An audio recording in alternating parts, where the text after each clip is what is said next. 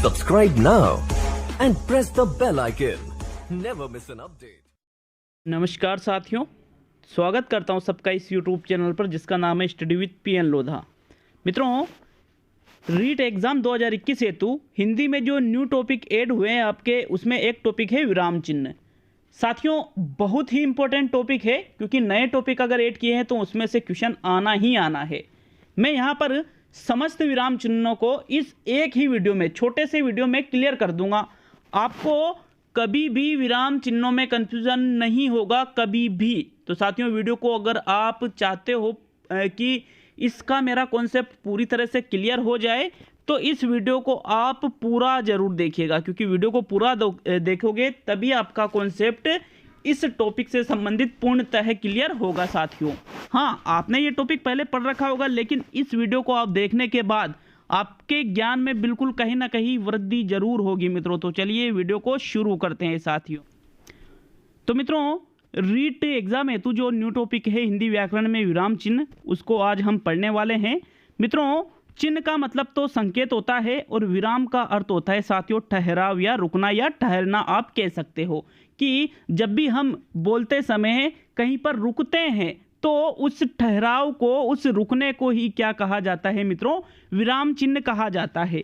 आज मैं आपको यहाँ पर इस वीडियो के माध्यम से 12 प्रकार के विराम चिन्हों से अवगत कराने वाला हूँ। हालांकि आप पहले से भी अवगत होंगे बिल्कुल दोस्तों, लेकिन आप इस वीडियो को देखने के बाद में आपने जो पढ़ा है उसके ज्ञान में स्थायीकरण निश्चित रूप से आ जाएगा। और अगर आप पहली बार इस टॉपिक को यहाँ पढ़ रहे हो तो बिल्कुल आप निश्चिंत रहिएगा, आपके समस्त टॉपिक बहुत ही आसान तरीके से क्लियर हो जाएगा।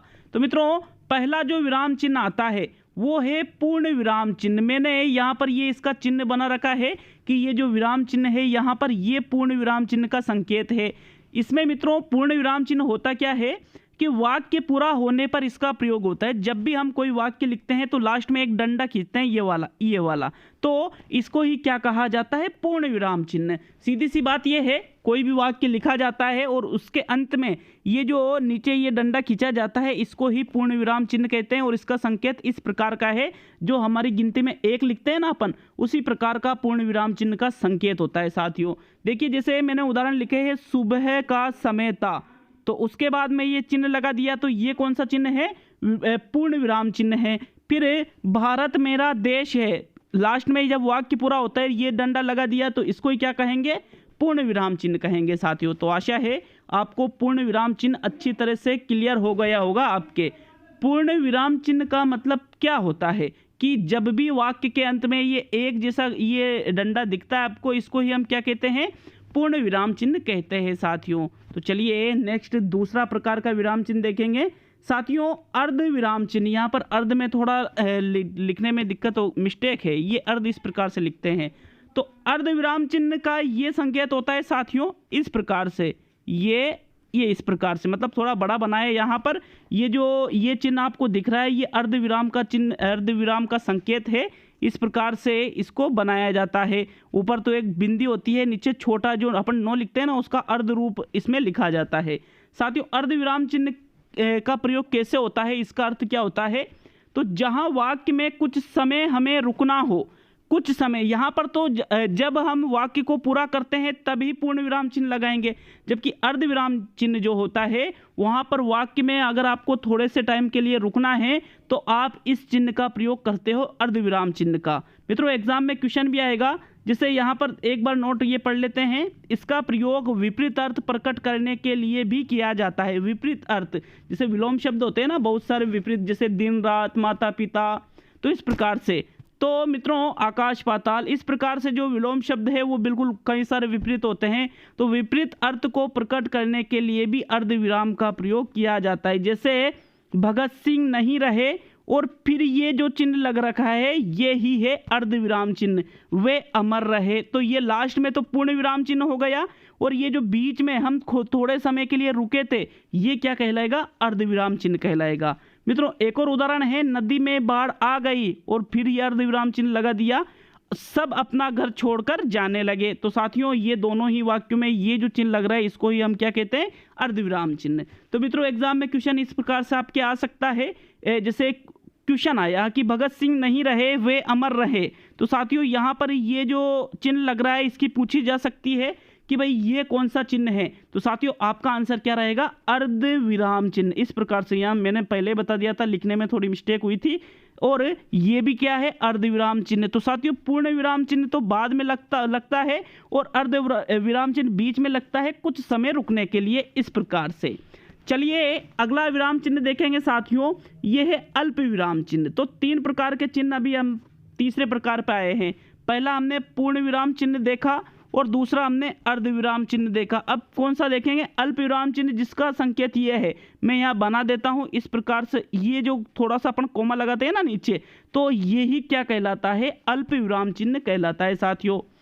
इसका प्रयोग अर्ध विराम से भी कम समय रुकने के लिए किया जाता है। देखो पूर्ण विराम चिन्ह में तो पूर्णतः रुक जाते हैं, अर्ध विराम चिन्ह में कुछ समय के लिए रुकते हैं, और जो अल्प मतलब थोड़ा कुछ ही, अर्ध विराम से भी कुछ समय, कम समय के लिए अगर रुकना है तो वहां पर इस चिन्ह का प्रयोग करते हैं। ये जो अपन ये कोमा लगाते हैं ना, इसी प्रकार से साथियों। मित्रों इसका प्रयोग संबोधन व उपाधियों के बाद किया जाता है। समान पदों को अलग करने के लिए भी इसका प्रयोग किया जाता है, जैसे जो सोएगा सो खोएगा। तो यहाँ पर ये जो चिन्ह लग रहा है साथियों, ये इस प्रकार से थोड़ा सा ये, तो इसको ही हम अल्प विराम चिन्ह कहते हैं। आशा है आपको तीनों प्रकार के चिन्ह समझ में आए होंगे, कौन कौन से, पूर्ण विराम चिन्ह, अर्ध विराम चिन्ह और अल्प विराम चिन्ह। तो साथियों आगे बढ़ेंगे चौथे प्रकार के चिन्ह पर। साथियों चौथा प्रकार का चिन्ह बड़ा ही आसान है। आसान क्यों है, क्योंकि प्रश्न सूचक चिन्ह आप सभी जानते हो। इस प्रकार से ये हंसिया के आकार का ये प्रश्न सूचक चिन्ह होता है। प्रश्नवाचक वाक्यों के अंत में हम इसको लगाते हैं, जैसे तुम कब आओगे। तो यह प्रश्न मतलब जहां पर भी प्रश्न पूछा जाए और वाक्य के बाद में ये प्रश्नवाचक चिन्ह लगा हो, तो ये क्या है, प्रश्न सूचक चिन्ह कहलाएगा साथियों। इसका संकेत इस प्रकार से होता है। रीट कब होगी, कब होगी, यहाँ पर भी प्रश्न है कब होगी, क्योंकि इंतजार करते करते हम थक चुके हैं। 3 बार डेट दे दी गई है और अब भी क्लियर नहीं है कि कब होगी। तो साथियों इस प्रकार से ये जब प्रश्न किए जाते हैं और अंत में ये चिन्ह लगा दिए जाए, तो इसको ही प्रश्न सूचक चिन्ह कहा जाता है। मैं गारंटी देता हूँ एक क्वेश्चन इसमें से जरूर आएगा। क्यों, क्योंकि नया टॉपिक है, और नया टॉपिक होने के साथ साथ में इम्पोर्टेंट भी है, क्वेश्चन बनने के बहुत ही ज़्यादा चांस है साथियों। चलिए 5वां प्रकार देखेंगे। 5वां प्रकार साथियों विस्मय सूचक चिन्ह। इस प्रकार से ये एक के नीचे ये बिंदी लगी होती है, तो इस चिन्ह को ही विस्मय सूचक चिन्ह कहते हैं साथियों। मित्रों ये चिन्ह आपने कई बार देखा भी होगा। ये जब हमें अत्यंत खुशी होती है, हर्ष होता है, किसी से बहुत ज़्यादा घृणा हमें होती है, किसी के ऊपर बहुत ज़्यादा दया हमें आ जाती है, शोक होता है, विस्मय मतलब आश्चर्य होता है, इत्यादि अपने भावों को प्रकट करने के लिए ही हम विस्मय सूचक चिन्ह का प्रयोग करते हैं। जैसे यहाँ मैंने 3 उदाहरण लिखे हैं। वाह, अपन कहते हैं ना, वाह कितना सुंदर पक्षी है, तो ये जो चिन्ह लग रखा है यही क्या है, विस्मय सूचक चिन्ह। फिर अरे तुम आ गए, तो यहाँ पर ये जो अरे के बाद में लग रहा है ये भी क्या है, विस्मय सूचक चिन्ह। ओह तुम्हारे साथ तो बहुत बुरा हुआ, तो यहाँ पर हमें क्या हो रहा है साथियों, हमें यहाँ एक तरह से शोक आ रहा है। वाह कितना सुंदर पक्षी है, ये हमें खुशी या हर्ष क्या भाव प्रकट कर रहा है। तो साथियों इस प्रकार से यहाँ पर आपके देखिएगा ये 5वें प्रकार का चिन्ह है, विस्मय सूचक चिन्ह, जिसमें हमें आश्चर्य का बोध होता है। आशा है आपको 5वां प्रकार भी समझ में आ गया होगा साथियों। कौन कौन से मैं वापिस बता दूं, एक तो पूर्ण विराम चिन्ह पढ़ा हमने, एक अर्ध विराम चिन्ह पढ़ा, एक अल्प विराम चिन्ह पढ़ा, एक प्रश्नवाचक चिन्ह पढ़ा और एक विस्मय सूचक चिन्ह पढ़ा। 5 ही प्रकार क्लियर होना चाहिए साथियों। अभी आपके और भी बहुत सारे इसमें प्रकार है, टोटल 12 प्रकार है इसके, जिसमें से 5 तो हमने पढ़ लिए। चलिए छठे की ओर बढ़ते हैं। छठा प्रकार इसका कौन सा है मित्रों, तो साथियों छठा प्रकार इसका है योजक चिन्ह। योजक चिन्ह का आप सभी ने नाम सुन रखा होगा। ये इस प्रकार से जब ये छोटा सा चिन्ह लगा दिया जाता है 2 शब्दों के बीच में, तो इस चिन्ह को ही योजक चिन्ह कहा जाता है साथियों। देखिएगा योजक चिन्ह के बारे में अगर हम बात करें, तो ये युग्म शब्दों के मध्य या 2 शब्दों में संबंध स्पष्ट करने के लिए या शब्दों को दोहराने के लिए इस चिन्ह का प्रयोग करते हैं साथियों। जैसे अपन लिखते हैं ना, घर घर घर घर, ये शब्दों को दोहरा रहे हैं, तो बीच में ये जो चिन्ह लग रहा है ये कौन सा चिन्ह रहेगा, योजक चिन्ह रहेगा। जैसे यहाँ मैंने उदाहरण लिखे हैं, सभी के जीवन में दुख सुख तो आते ही रहते हैं। तो ये जो दुख सुख है, इन दोनों के बीच में जो चिन्ह लगा हुआ है, यही योजक चिन्ह है साथियों। दूसरा लिखा है, सफलता पाने के लिए दिन रात एक करना पड़ता है। देखिए, युग्म शब्दों के मध्य दो शब्दों में संबंध स्पष्ट करने के लिए या शब्दों को दोहराने के लिए ही योजक चिन्ह का प्रयोग किया जाता है। बहुत ही इंपॉर्टेंट ये इसलिए है क्योंकि इससे मिलता जुलता एक और चिन्ह है जो है निर्देशक चिन्ह। तो साथियों, जो निर्देशक चिन्ह है वो भी योजक चिन्ह के ही है, के समान ही है कि योजक चिन्ह के समान ही निर्देशक चिन्ह होता है, लेकिन निर्देशक चिन्ह थोड़ा बड़ा होता है। मैं नॉर्मली एक अपनी भाषा में बता रहा हूँ कि योजक चिन्ह थोड़ा छोटा होता है और निर्देशक चिन्ह बड़ा होता है। जो साथियों योजक चिन्ह है उसमें दो शब्दों का संबंध होता है, जबकि निर्देशक चिन्ह में दो शब्दों का संबंध कतई नहीं होता है। मित्रों, किसी कथन को उद्धृत करने के लिए, उदाहरण देने के लिए, किसी का नाम लिखने के लिए या किसी भी निर्देश अथवा सूचना देने के लिए निर्देशक चिन्ह का प्रयोग किया जाता है साथियों। जैसे यहाँ उदाहरण लिखा है, माँ ने कहा, फिर ये चिन्ह लगा दिया, बड़ों का आदर करना चाहिए। तो साथियों, मैं आपको यहाँ पर दोनों उदाहरणों के माध्यम से बताऊंगा कि योजक और निर्देशक चिन्ह में क्या अंतर है। सफलता पाने के लिए दिन रात, माँ ने कहा, बड़ों का, तो यहाँ पर किसी कथन को कहने के लिए, निर्देशक निर्देश देने के लिए निर्देशक चिन्ह का प्रयोग करते हैं, जबकि योजक चिन्ह में ऐसा कुछ नहीं होता है साथियों। यहाँ पर शुरुआत हो रही है, माँ ने क्या कहा, फिर चिन्ह लगा दिया कि बड़ों का आदर करना चाहिए। तो साथियों, यहाँ पर योजक चिन्ह और निर्देशक चिन्ह में, आशा है आपको समझ में आया होगा, योजक चिन्ह में दो शब्दों के मध्य संबंध बताया जाता है। जैसे यहाँ पर सुख दुख, दिन रात, दोनों शब्द मिलते जुलते हैं, लेकिन यहाँ पर आपको लग रहा है क्या कि दोनों शब्द मिलते जुलते हैं? मेरे हिसाब से नहीं। तो साथियों, ये था निर्देशक चिन्ह। चलिए आठवां प्रकार देखेंगे साथियों। आठवां प्रकार ये इस प्रकार से, मित्रों, आठवां प्रकार है उद्धरण चिन्ह। ये वाला अपन कई जगह देखा होगा आपने, ये इधर भी किसी शब्द के लगा होता है, इधर भी किसी शब्द के दो बार ये लाइनें इस प्रकार से थोड़ी टेढ़ी टेढ़ी लगी होती है, तो इसको ही कहते हैं उद्धरण चिन्ह। मित्रों, ये इसका संकेत है, किसी के कहे कथन या वाक्य को या किसी रचना के अंश को जो का त्यों प्रस्तुत करना हो तो उद्धरण चिन्ह का प्रयोग किया जाता है। सबसे इंपॉर्टेंट चीज क्या है कि जो उद्धरण चिन्ह है ये दो प्रकार के होते हैं साथियों। पहला है इकहरा उद्धरण चिन्ह और दूसरा है दोहरा उद्धरण चिन्ह। तो मित्रों, इकहरा का मतलब सीधा सा है किसी शब्द के तरफ, किसी शब्द के दोनों तरफ एक एक ये चिन्ह है तो वो इकहरा, और दो दो अगर चिन्ह है तो वो दोहरा या दूहरा भी आप इसको कह सकते हो साथियों। देखिए, इकहरा उद्धरण चिन्ह की बात करें तो ये विशेष व्यक्ति, ग्रंथ या उपनाम आदि को प्रकट करने हेतु प्रयोग होता है। जैसे गोदान प्रेमचंद का प्रसिद्ध उपन्यास है, तो ये गोदान के आसपास ये जो एक एक चिन्ह लग रहा है ना, यह है इकहरा उद्धरण चिन्ह। और जो सुभाष चंद्र बोस ने कहा था दिल्ली चलो, क्या कहा था? दिल्ली चलो साथियों। तो ये जो दो योजक चिन्ह लग रहे हैं, ये जो दो उद्धरण चिन्ह लग रहे हैं, ये दोहरा उद्धरण चिन्ह कहलाएगा साथियों। तो आशा है आपको दोनों प्रकार समझ में आए होंगे कि पहला एक लगे तो इकहरा उद्धरण चिन्ह, दो लगे तो दोहरा उद्धरण चिन्ह। तो साथियों, ये 8 प्रकार हम पढ़ चुके हैं। चलिए आगे बढ़ेंगे मित्रों 9वें प्रकार पर। 9वां प्रकार, मित्रों 9वां प्रकार है विवरण चिन्ह। विवरण चिन्ह इस प्रकार से होता है कि ये दो बिंदी लगा के अपन एक लाइन खींच देते हैं ना, तो इसको कहा जाता है विवरण चिन्ह। साथियों, विवरण या उदाहरण देते समय इसका प्रयोग किया जाता है। जैसे गांधी जी ने 3 बातों पर बल दिया, फिर ये चिन्ह लग रहा है सत्य, अहिंसा व प्रेम। तो साथियों, ये जो बीच में ये चिन्ह लग रहा है, ये तो कौन सा चिन्ह है साथियों? योजक चिन्ह है, और ये अल्प विराम चिन्ह है। ये तो अभी हमने पढ़ा ही है।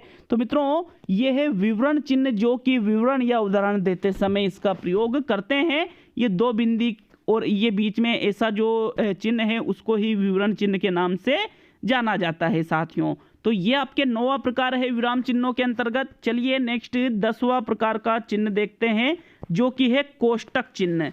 देखिए, ये कोष्टक अपन किसी भी शब्दों के साइड में लगाते हैं ना, ये कोष्टक। तो साथियों, कोष्टक चिन्ह को तो आप सभी देखते ही होंगे कि जो वैकल्पिक प्रश्न उत्तर होते हैं वस्तुनिष्ठ, वैकल्पिक भी जिनको हम कहते हैं साथियों, ऑब्जेक्टिव टाइप के, जिसे रीट में भी आते हैं, तो उसमें भी ये कोष्टक चिन्ह लगा होता है जो विकल्प दिए होते हैं उनके दोनों तरफ। मित्रों, वाक्य के बीच आए पदों या शब्दों को पृथक रूप देने के लिए इस चिन्ह का प्रयोग करते हैं। किस चिन्ह का? कोष्टक चिन्ह का प्रयोग करते हैं। पृथक मतलब अलग रूप देने के लिए। जैसे भारत में 4 वेदों, फिर ये कोष्टक चिन्ह लग गया, साम, ऋक, यजु और अथर्व की महत्ता बताई गई है। तो यहाँ पर ये जो चारों जो वेदों के नाम हैं, इनको पृथक रूप देने के लिए इस कौन से चिन्ह का प्रयोग किया गया है? यहाँ पर कोष्टक चिन्ह का प्रयोग किया गया है साथियों। तो ये है आपके 10वें प्रकार का चिन्ह। चलिए आगे बढ़ेंगे साथियों 11वें प्रकार के चिन्ह की ओर। आशा है आपको एक एक प्रकार समझ में आ रहा होगा साथियों। आ रहा है तो लाइक कीजिएगा वीडियो को और कमेंट करके जाइएगा कि समझ में आया या नहीं आया। इसी प्रकार से अगर आप कहो डेट अगर आगे लगभग जून के आसपास जाती है तो मैं एक एक टॉपिक को क्लियर करवा सकता हूं साथियों। जरूर कमेंट करके जाइएगा इसके लिए। चलिए नेक्स्ट 11वां प्रकार देखेंगे, त्रुटि परक या हंसपद चिन्ह। इस प्रकार से होता है ये मैंने दो बार बनाया है क्योंकि मुझसे एग्जैक्टली बना नहीं साथियों, थोड़ा बनाने में इस प्रकार से होता है ये यूं इस प्रकार से। तो इस प्रकार के चिन्ह को ही त्रुटि परक चिन्ह या हंसपद चिन्ह कहते हैं। बहुत ही इंपॉर्टेंट है साथियों। इंपॉर्टेंट क्यों है? क्योंकि ज्यादातर बच्चों को इसकी नॉलेज नहीं है। मित्रों, इस चिन्ह का प्रयोग लिखते समय कोई शब्द छूट जाए तो इसे लगाकर ऊपर छूटा हुआ शब्द लिख दिया जाता है। जैसे यहाँ मैंने एक उदाहरण लिखा है साथियों, जैसे श्रेया माता पिता के साथ, और फिर यहाँ पर ये चिन्ह लगा दिया और ऊपर क्या लिख दिया? बाजार गई। तो साथियों इंपॉर्टेंट चीज एक और ये है कि इस त्रुटि परक चिन्ह को हंसपद या विस्मरण चिन्ह भी कहा जाता है। तीनों ही नाम याद रखना है। त्रुटि परक चिन्ह के दो, हंसपद चिन्ह के दो, या विस्मरण मतलब जिसको हम भूल जाते हैं साथियों, विस्मरण चिन्ह। तो साथियों ऐसे चिन्ह को त्रुटि परक चिन्ह, ये त्रुटि परक हंसपद या विस्मरण चिन्ह कहा जाता है। साथियों सीधी सी बात यह है कि अपन कोई वाक्य लिख रहे हैं, अब वाक्य लिखते लिखते कोई शब्द अगर छूट जाता है तो बीच में इस प्रकार का चिन्ह लगा के और ऊपर उस शब्द को अगर हम लिख देते हैं, जैसे यहाँ पर श्रेया माता पिता के साथ गई, इसके बीच में हमने बाजार शब्द नहीं लिखा तो ये बीच में ऐसा चिन्ह लगा दिया साथ गई के बीच में और ऊपर क्या लिख दिया? बाजार। तो साथियों इस प्रकार के चिन्ह को ही त्रुटि परक हंसपद या विस्मरण चिन्ह कहा जाता है। अब अंतिम और 12वां चिन्ह देखेंगे मित्रों। अंतिम और 12वां चिन्ह है संक्षेप सूचक चिन्ह। ये जो बिंदु होता है ना छोटा सा, ये छोटा सा बिंदु, इसको कहा जाता है संक्षेप सूचक चिन्ह। साथियों इसके बारे में देखते हैं। किसी शब्द को संक्षेप में लिखने के लिए इसका प्रयोग किया जाता है। संक्षेप मतलब छोटे रूप में लिखने के लिए उस शब्द का प्रथम अक्षर लिखकर उसके आगे अगर कोई ऐसा बिंदु लगा दे तो उसको ही संक्षेप सूचक चिन्ह कहते हैं साथियों। एक और इम्पोर्टेंट ये बात है कि इस संक्षेप सूचक चिन्ह को लाघव के नाम से, शून्य लाघव के नाम से भी जाना जाता है। शून्य लाघव के नाम से भी संक्षेप सूचक चिन्ह को कहा जाता है साथियों। जैसे यहाँ उदाहरण लिखा है पंडित राम स्वरूप शर्मा। तो ये जो पंडित शब्द है उसमें हमने प लिखा और इसके बाद में ये चिन्ह लगा दिया, तो फिर इसको हम क्या कहेंगे? संक्षेप सूचक चिन्ह या शून्य लाघव चिन्ह। जैसे BA डॉक्टर प्रीतम, तो BA के आगे अपन ने ये बिंदी लगा दी, डॉक्टर के आगे ये बिंदी लगा दी, तो इस बिंदी को ही संक्षेप सूचक चिन्ह कहा जाएगा साथियों। तो ये 12वां प्रकार था। अब एक और बात बताऊं आपको, अगर आप इन 12 प्रकारों को अच्छे से समझ लिए हो, अच्छे से याद कर लिए हो, आप वीडियो को दोबारा देख सकते हो। अगर आप इसकी PDF लेना चाहते हो साथियों तो मैं टेलीग्राम पर इसकी PDF बिल्कुल डाल दूंगा साथियों। तो टेलीग्राम का वही नाम है स्टडी विद PN लोधा। आशा है आपको वीडियो अच्छा लगा होगा। कमेंट करके जाइए साथियों कैसा लगा आपको वीडियो। बहुत बहुत धन्यवाद। मिलते हैं मित्रों अगले वीडियो में।